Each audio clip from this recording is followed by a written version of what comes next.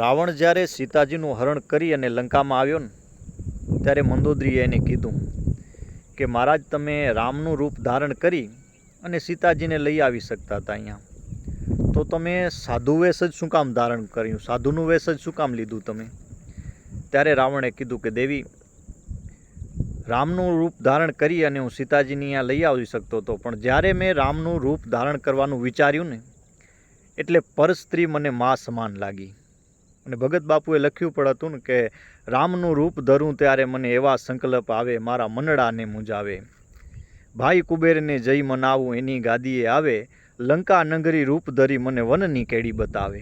રાવણને એ ચાર ભાઈ, મોટો કુબેર, રાવણ, કુંભકર્ણ અને વિભીષણ, કે રામનું રૂપ ધારણ કરવાનું મેં વિચાર કર્યું ને એટલે પરસ્ત્રી મને મા સમાન લાગી કે એટલે એ રૂપને મેં ત્યાગી દીધું અને સાધુ વેશ ધારણ કર્યો. મેં આ સાધુ વેશ ધારણ કરી અને સમાજને સંદેશ દેવા હું માગું છું કે જે રૂપ ઉપર તમે સર્વદાનિક વિશ્વાસ કરો ને એ રૂપ એક આવું પણ હોઈ શકે.